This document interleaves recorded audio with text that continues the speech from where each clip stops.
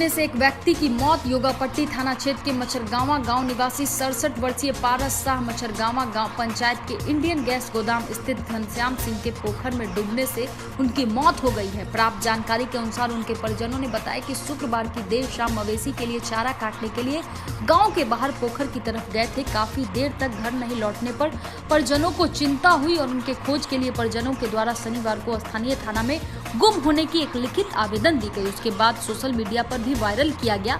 काफी खोजबीन शुरू कर दिया गया, परंतु रात भर ढूंढने के बाद भी उनका कहीं पता नहीं चल सका। रविवार की सुबह में जब पोखरा की तरफ ग्रामीणों की नजर पड़ी तो उन लोगों ने देखा कि पानी में शव तैर रहा है।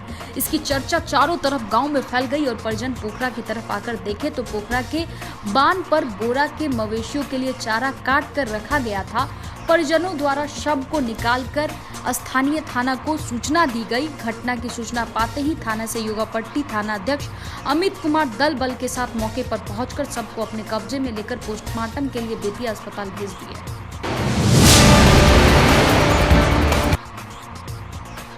गया जिले के भलुआ चट्टी चेक पोस्ट के निकट सशस्त्र सीमा बल 29 वाहिनी 12 चट्टी कैंप के जवानों ने धनबाद से बनारस जा रही एक बस में जांच के दौरान एक यात्री संजीत कुमार के पास से 2 प्लास्टिक की बोरी में न्यू करेंसी 10 और 20 का 8,43,000 रुपया बरामद किया है। आगे की कार्रवाई की जा रही है।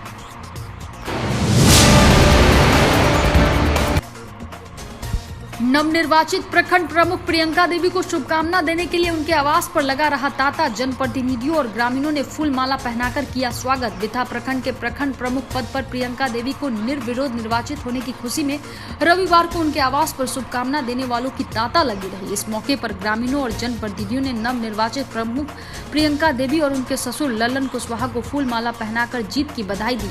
वहीं राजनीतिक मैदान में विरोधियों का लगातार पटखनी देने वाले ललन कुशवाहा भी इस जीत का श्रेय जनता जनार्दन को दिया। साथ ही जनता का विश्वास बरकरार रखने के लिए क्षेत्र में विकास के लिए हर संभव मदद करने का आश्वासन दिया। उन्होंने कहा कि जनता ही मेरे लिए सब कुछ है और जनता के लिए 24 घंटे हमारा दरवाजा खुला है। इस मौके पर रोटरी ने कराया 5 मरीजों का मुफ्त ऑपरेशन। मझौलिया में रविवार के दिन रोटरी क्लब बेतिया सेंट्रल के सौजन्य से प्रसिद्ध नेत्र चिकित्सक डॉक्टर प्रदीप कुमार की बेतिया स्थित क्लिनिक में मोतियाबिंद के मरीजों के आंख का मुफ्त ऑपरेशन किया गया। चार्टर अध्यक्ष डॉक्टर प्रदीप कुमार ने कहा कि प्रत्येक रविवार को विभिन्न ग्रामीणों से चयनित नेत्र रोगियों का मुफ्त ऑपरेशन किया जाएगा। रविवार के दिन मझौलिया के सतभिरबा सिंघा छापर रायधुरबा बीबी बनकटवा के निवासी हैं। मरीजों में कांति देवी, गुलावो, नेशा, विजय मिश्रा, हरिमोहन पटेल, मुनमुन देवी का नाम शामिल है। ऑपरेशन शिविर के पूर्व आयोजित समारोह की अध्यक्षता रोटरी क्लब के सचिव सुजय कुमार ने की। मौके पर मनोज कुमार सिंह, संजय गुप्ता, मधु सिंह, सिम्मी गुप्ता, इमानुअल शर्मा, अरुण बरनवाल, पूनम दुबे, राजकुमार सोमानी आदि ने अपने अपने विचार रखे। यह निर्णय लिया गया कि 500 मरीजों का ऑपरेशन किया जाएगा। रेगुलर प्रोसेस में होने जा रहा है। हमेशा हम लोग करेंगे, पूरे साल करेंगे और हम लोग का लक्ष्य पश्चिम चंपारण के एक निजी होटल में भारत सरकार के पूर्व केंद्रीय मंत्री सह भाजपा के राष्ट्रीय उपाध्यक्ष ने प्रेस वार्ता कर बताया कि स्वर्गीय जयप्रकाश नारायण के पद चिन्हों पर चलकर आप लोग बिहार के विकास के बारे में लोगों को बताएं और करें जागरूक और आने वाले दिनों में भाजपा के पक्ष में मतदान कर बिहार में भाजपा के नेतृत्व में सरकार बनाएं। चाहूंगा कि जिस कांग्रेस ने कुकर्म किया उसकी गोद में बैठे हुए कांग्रेस पार्टी और उसके गोद में बैठे हुए जितने दल हैं, बिहार के नौजवानों को आज के दिन शपथ लेना चाहिए कि हम उनको सबक सिखाएंगे। यही जेपी के प्रति सच्ची श्रद्धांजलि होगी।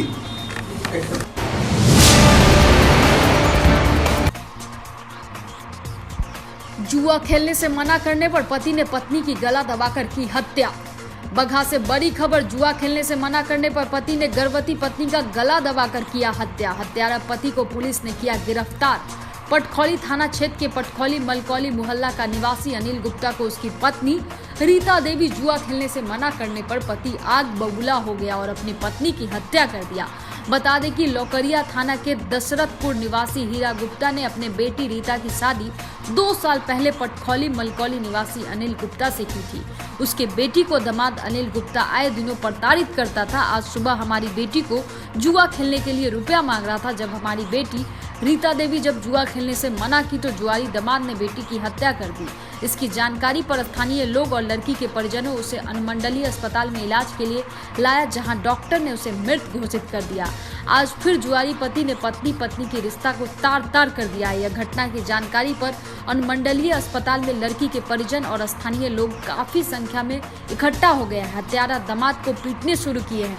मौके पर पहुंची पटखौली थाना की पुलिस ने हत्यारे पति को गिरफ्तार कर थाने ले आई है।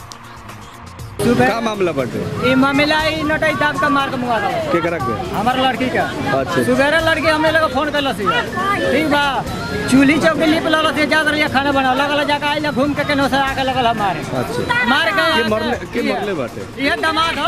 अच्छा का नाम बा अनिल नाम है घर।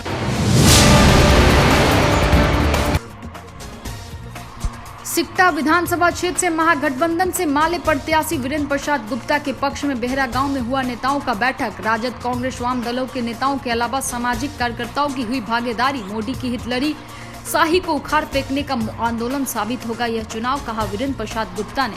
सिकटा विधानसभा क्षेत्र से महागठबंधन से भाकपा माले प्रत्याशी वीरेंद्र प्रसाद गुप्ता के पक्ष में बेहरा पार्टी कार्यालय में राजद, कांग्रेस, वाम दलों के नेताओं के अलावा सामाजिक कार्यकर्ताओं का सम्मेलन का हुआ आयोजन, जिस सम्मेलन में राजद, कांग्रेस, सीपीआई, सीपीआईएम के जिला नेताओं के अलावा बड़ी संख्या में क्षेत्र के बुद्धिजीवियों और सामाजिक कार्यकर्ताओं ने हिस्सा लिया। महागठबंधन से भाकपा माले उम्मीदवार वीरेंद्र प्रसाद गुप्ता ने कहा कि नीतीश कुमार से बिहार को क्या मिला है, उन्होंने केवल अपनी कुर्सी बचाने का काम किया है। हमने देखा है कि 2015 में महागठबंधन में शामिल होकर मुख्यमंत्री की कुर्सी उन्होंने फिर से हासिल की और उसके बाद भाजपा के खिलाफ मिले जनादेश के साथ विश्वासघात करते हुए उसी भाजपा से हाथ मिला लिया। इससे बड़ा विश्वासघात क्या होगा।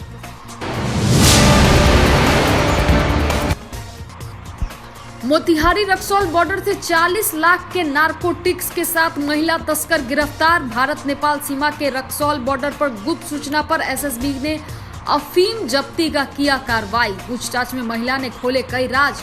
चुनाव के मद्देनजर बॉर्डर पर चलाए जा रहे विशेष सुरक्षा जांच अभियान।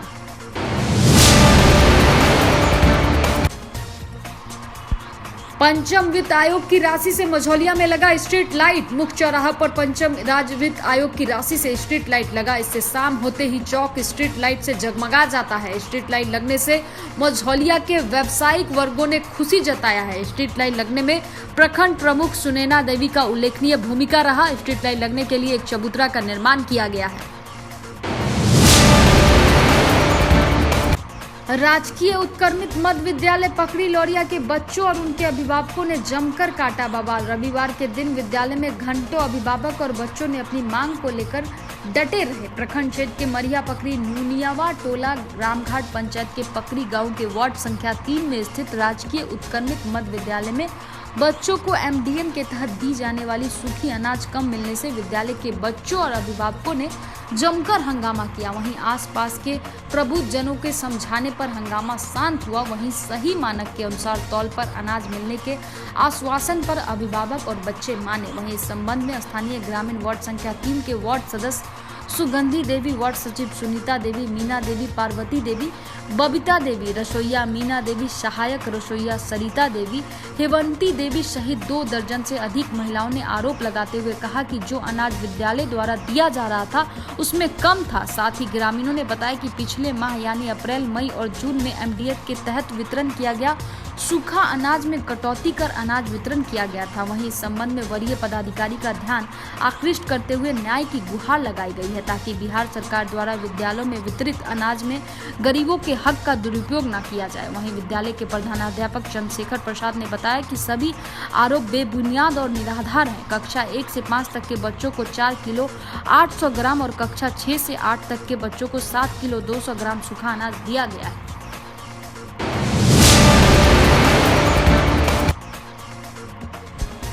पहाड़ी नदी से धरल्ले से चल रहा अवैध खनन। आपको बता दें कि गोबरधाना थाना क्षेत्र के खैरवा टोला गांव में पहाड़ी नदियों से रोजाना बालू का अवैध खनन जारी है। ट्रैक्टर ट्रॉली से दिन रात नदी से बालू निकालकर बेचे जा रहे हैं। हालांकि प्रशासन को इस बात की जानकारी है, सरेआम बालू की चोरी होती है। वहीं नदी के तटीय इलाके निवासी लोगों का कहना है कि लंबे समय से कुछ असामाजिक लोग नदी से बालू निकालकर बेच रहे हैं, लेकिन पुलिस प्रशासन को मामले की जानकारी होने के बावजूद भी नदी से बालू चोरी कर रहे लोगों के विरुद्ध अब तक कोई कार्रवाई नहीं की गई है, जिससे अवैध खनन करने वाले लोगों का हौसला बुलंद हो गया है। ग्रामीणों का कहना है कि खनन करने से मना करने पर बालू माफिया मारपीट पर उतारू हो जाते हैं।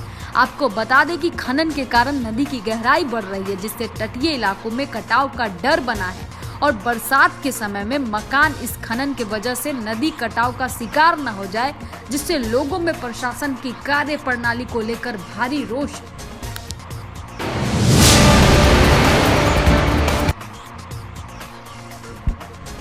कटिहार नगर थाना क्षेत्र के भगवान चौक पर जांच के दौरान एक युवक से स्थानीय पुलिस और उड़नदस्ता टीम ने 1,65,000 रुपए नकद बरामद किया है। विधानसभा चुनाव को लेकर इन दिनों जिले में लगातार चल रहा है सघन अभियान।